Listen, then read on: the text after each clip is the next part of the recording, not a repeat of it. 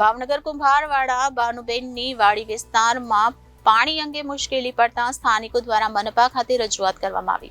ભાવનગર શહેરના કુંભારવાડા બાનુબેનની વાડી વિસ્તારમાં પાણી અંગે લોકોને મુશ્કેલી પડી રહી છે। છેલ્લા એકાદ માસ જેવા સમયથી ગંદુ અને દૂષિત પાણી વિતરણ કરતું હોવાથી સ્થાનિક લોકો પરેશાન થયા છે અને જે અંગે મનપા કચેરી ખાતે રજૂઆત કરી યોગ્ય કાર્યવાહી કરવાની પણ માંગ કરી હતી, જે અંગે સ્થાનિક બહેનોએ પ્રતિક્રિયા આપી હતી। તમારું નામ બેન? મારું નામ મયુરીબેન છે। મયુરીબેન, કઈ જગ્યાએ રહો, શું સમસ્યા છે બેન? બાનુબેન ની વાડીમાં રહેવી છે। તમારે શું સમસ્યા શું છે? પાણી જ નથી આવતું। આ ગટરનું પાણી આવે છે અમારે કેટલા સમયથી? 1.5 મહિનાથી પાણી જ નથી આવતું। આની વિશે તમે કોઈને રજૂઆત કરી છે? હા કરી છે, પણ નળવાળા ઘડીક જોઈને વયા જાય, આવે તારે આવે, પછી પાછા ઈ વયા જાય એટલે વયું જાય। 10-15 મિનિટ જ પાણી આવે છે અમારે। પાણી તમારે કેવું આવે છે? આ ગટરનું પાણી આવે છે ને મહેમાન આયા ને 2 દી રોકાવા, જો ઈ માંદા પડી ગયા છે, જો જઈને બાટલા ને એવું ચડાવીને આયા ઘરે। આના કોર્પોરેટર નું નામ શું બેન? ઉષાબેન ને ફોન કરવી છે તો એમ કે અમારે ઓલું નથી, 2 બાટો ઓલા લખાયા છે ટાકા, તો 2 ટાકા લખાવે છે। ઓકે, તમારું નામ? મારું નામ મુન્નાભાઈ ચોગટ। હું ભાવનગર લોકસભા, ભાવનગર બોટાદ 15 લોકસભાનો અપક્ષ ઉમેદવાર। હું રાજકીય કોઈ પાર્ટીમાંથી પણ અમારા વિસ્તારના બાનુબેન કુંભારવાડા બાનુબેનની વાડી શેરી નંબર 8 લગભગ આ બધા બહેનો તમે જોવો છો, લગભગ 1.5-2 મહિનાથી હું અહીં નીકળું ત્યારે મને રજૂઆત કરે છે ઘણા બહેનો કે મુન્નાભાઈ તમે સામાજિક આગેવાનો છો તો તમે કોઈ આપણા કોર્પોરેટર હોય તેને રજૂઆત કરો। તો અમારા અહીંયા જે શાસક પક્ષના કોર્પોરેટર છે, 4 જે કોર્પોરેટર છે એમને અમે ખોબલે ને ખોબલે મત આપી, આ અમારા વિસ્તારના જે બહેનો છે મતદારો છે એને ખોબલે ને ખોબલે મત આપી અને જંગી બહુમતીથી જીતાડ્યા છે।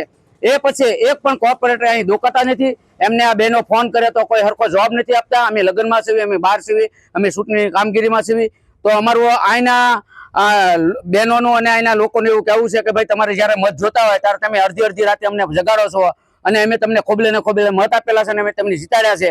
તો અમારો ફક્ત ને ફક્ત એક જ આ પ્રોબ્લેમ છે કે ભાઈ અમારે પાણીની સમસ્યા। માણસ જાગે એટલે પહેલું એને જો જીવનમાં પહેલું જોવે તો જાગે એટલે પહેલા પાણી જોવે, એટલે પાણીની સમસ્યા હંમેશને માટે આ જે છે।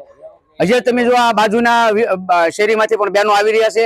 અહીંયા લગભગ અમારે 200 થી 250 આ બાનુબેનની વાડી જે શેરી નંબર 8 છે એમાં 300 થી 400 મકાન છે અને હરમેશને માટે 1.5 થી 2 મહિનાથી આ પ્રોબ્લેમ થયેલો છે। પાણી કેવું તમારે આવે છે? કેટલો ટાઈમ પાણી આપે છે?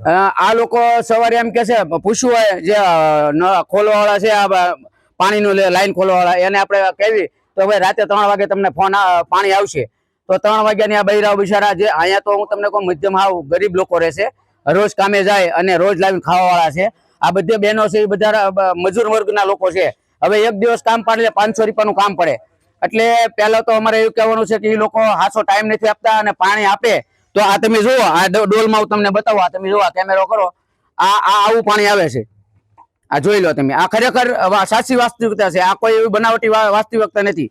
એટલે અમે અહીંના કોર્પોરેટરો એવા, અમે કોર્પોરેટરને ફોન કર્યો તો ટાંકા મોકલે છે, પણ એને કેટેગરી હોય ભાઈ, અઠવાડિયે 15 દી એકાદા 2 ટાંકા મોકલે છે, પણ ટાંકાથી શું થવાનું? 300 ઘર અહીં છે એને ટાંકાથી કોઈ દિવસ આ સમસ્યા સોલ્વ ન થાય। એટલે આ લોકોનું ને અમારું બધાનું, હું પણ આ શેરીમાં રહું છું અને લગભગ 30-35 વર્ષ રહું છું, દર ઉનાળામાં પ્રોબ્લેમ થાય છે। એક નહીં, આ હું લગભગ 15-20 વર્ષથી રહું છું। આ શેરી નંબર 8 ની જે બાનુબેનની વાડી છે એમાં લગભગ 15-20 વર્ષથી આ પ્રોબ્લેમ છે અને આ દર ઉનાળે આ લોકો આવી રીતે ભેગા થાય છે અને રજૂઆત કરે છે પણ કોઈ સાંભળતું નથી।